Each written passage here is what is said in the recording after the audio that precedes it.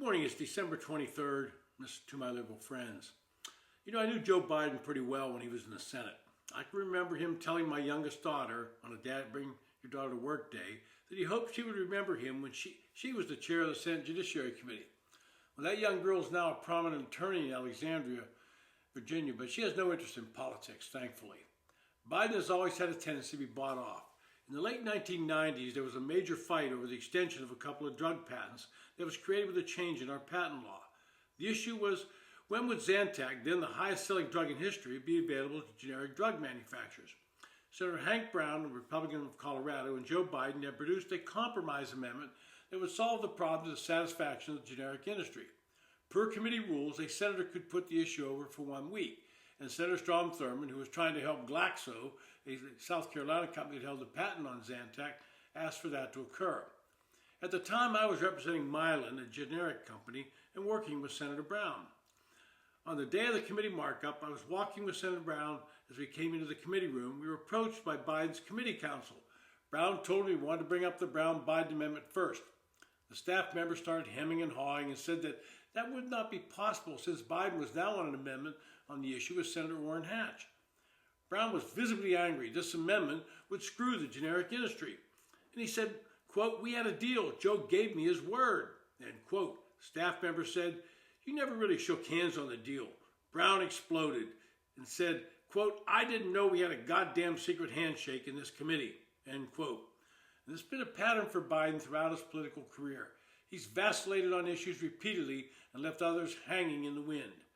As the president, Biden has said that he respects the rule of law.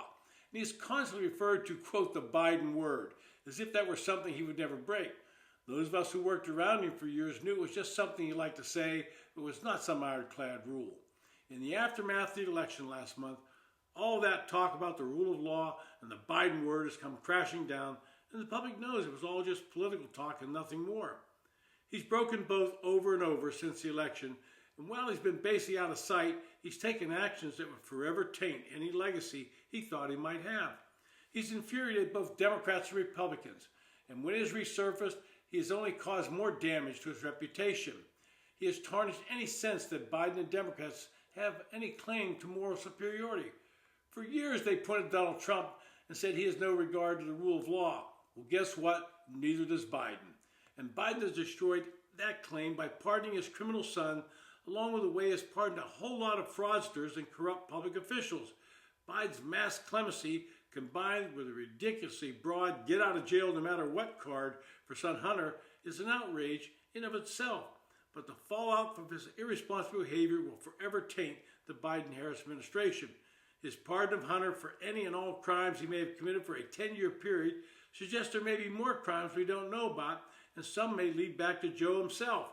And today, he commuted all but 3 death sentences in federal prisons. 37 people under death penalty have been commuted. And what makes Biden's mass clemency especially outrageous is that many of the beneficiaries are fraudsters who likely will never make restitution to the victims or taxpayers. Among Biden's greatest, or I would call sleaziest hits, are commutation for Rita Crundwell, a perpetrator of the largest municipal embezzlement scheme in American history. Mira Sanchedeva, who bilked Medicare for millions by shorting her parents' chemotherapy drugs. And Greg Podlucky, who defrauded investors of hundreds of millions of dollars.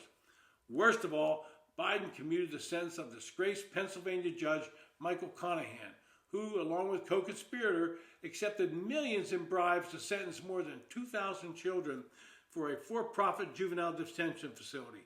The damage he did to those young people and their families was and is extraordinary, including a drug addiction and, in one case, suicide.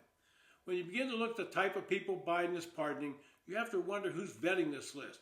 Certainly, it's not Joe Biden, because with his fragile cognitive state, there's no way he could do it. If someone on the inside of the White House trading pardons for cash or favors, there has to be a reasonable explanation as to why these criminals are getting any attention. Normally, as the president leaves office, their approval rating gets a slight bump upwards. That's not happening for Biden. Last week, benchmark poll showed him at a mere 38% approval rating against 50% disapproval. Just before the election, Biden was at 43% approval and 53% disapprove. So that's a 9-point swing against him. For the past 4 years, the left progressive media has protected Biden.